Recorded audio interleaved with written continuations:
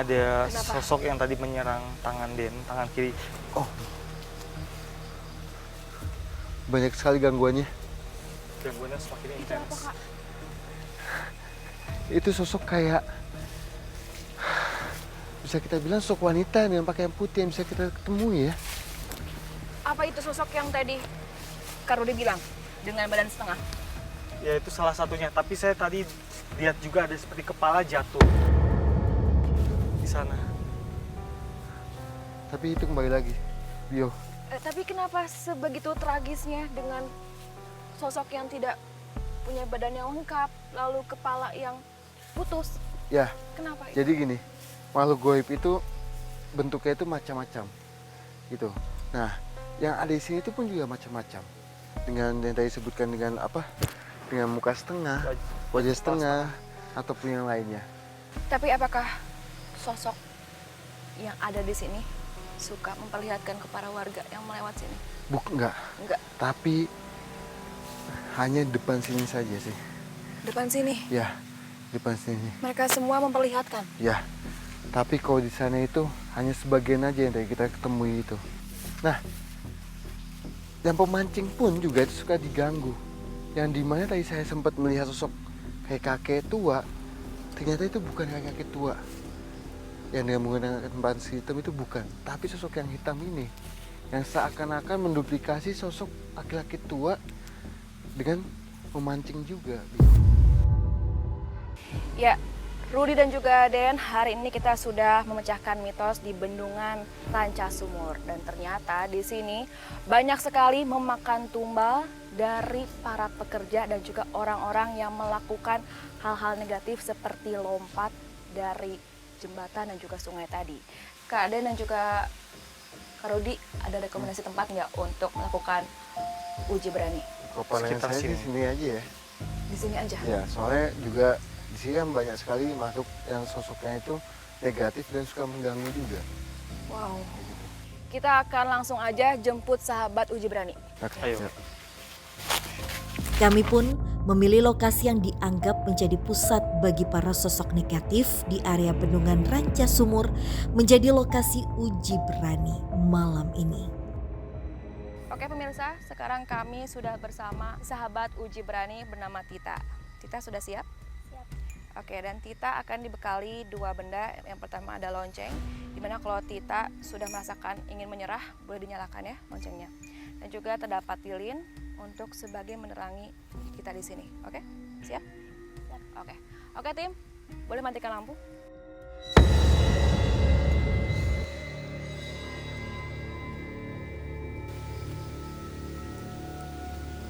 Gak, kok merinding banget ya. Gue denger samar-samar suara bayi yang nangis. Itu tuh apa? Ini dia baru mulai tapi dia ada lihat sesuatu di sebelah kiri. Ya, Aduh mama, gue kayak berat banget kakinya, nggak bisa lagi jalan. Itu kayak ada yang putih-putih di belah sana.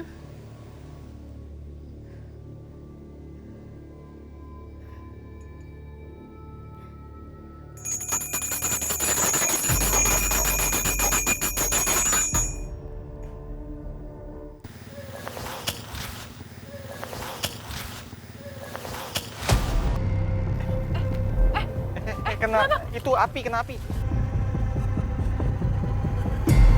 Kakak, lampu. Sahabat uji berani kita mengalami kehilangan kesadaran saat melakukan uji berani karena mendengar adanya suara tertawa dari sosok astral.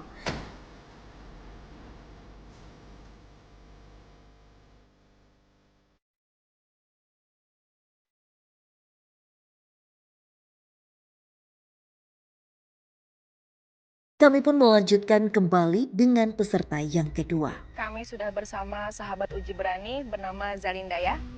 Oke, Zalinda udah siap? Sudah. Nah, kita punya dua benda untuk Zalinda. Yang pertama ada lonceng. Ketika Zalinda tidak kuat melakukan uji berani, Zalinda boleh menyalakan lonceng tersebut. Dan juga terdapat lilin untuk menerangi Zalinda di sini ya. Oke, siap? Ya, siap. Oke tim, boleh dimatikan lampunya.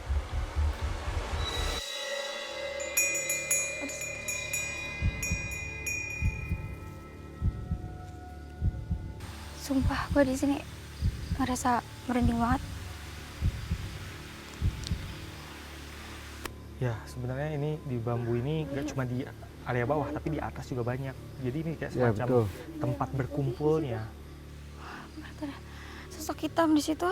Nah, terus Sosok hitam hitam. itu. Seperti penelusuran kita tadi ya. Ya, Si hitam itu akhirnya muncul. Apa itu? Gue bener-bener ini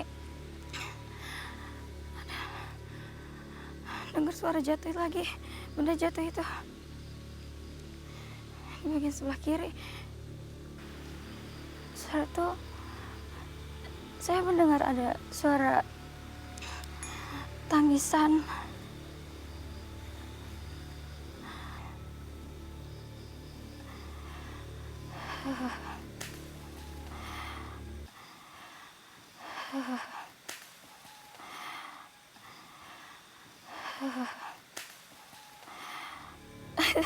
Tuh kan, denger lagi suara itu. Apa itu?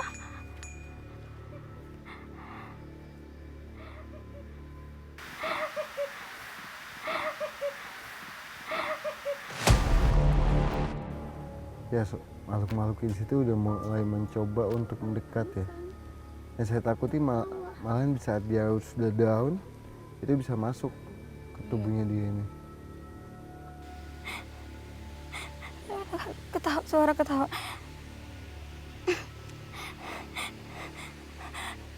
Berbaju putih, berambut panjang.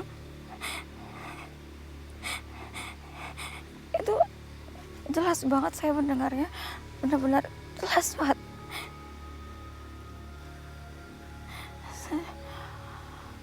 Saya merasa ada yang mengikuti saya. Dia berusaha mengikuti Zalinda. Ya, dan ini kali ini akhirnya Zalinda menyadari bahwa dia memang diikuti. Saya melihat ada sosok putih lagi. Yuk Kak, daripada kenapa-napa langsung aja kita jemput. Ya.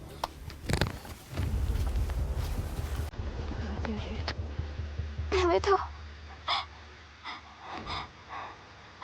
Ada baju putih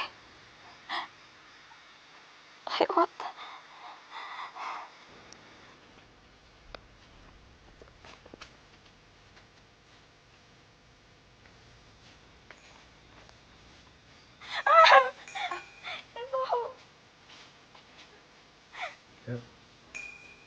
Dia ngeblank.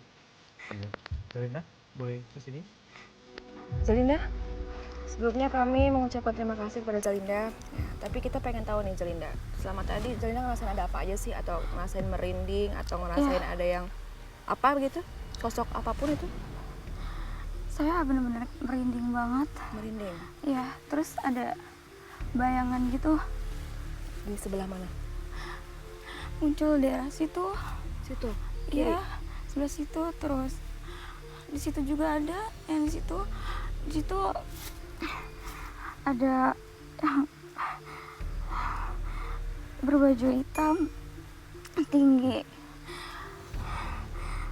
Jadi emang tadi pas gangguan itu disebabkan sama makhluk gaib yang ada di sini ya. Notabene emang dia sifatnya itu negatif ya, jadi ya. Iya, karena mereka semua rata mengganggu di sini. Ya. Yuk, lebih baik kita ke tempat Oke, lebih kita aman pindah lagi. Zalinda ya, ke tempat lebih aman lagi yuk. Yuk. Ya, Rudy dan juga Den, hari ini kita sudah memecahkan mitos dan cerita mistis di Bendungan Ranca Sumur ini. Dan ternyata buaya putih yang sempat digadang-gadang oleh warga sekitar yang katanya mempunyai efek negatif yang buruk ya.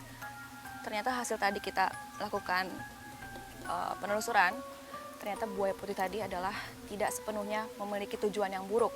Malah buaya putih ini tuh tidak mengganggu warga-warga sekitar sini ya. Ya, pemirsa, jangan lupa untuk selalu mengikuti penelusuran kami ke tempat-tempat yang penuh dengan mistis dan juga mitos yang tentunya bikin kalian deg-degan hanya di CTV.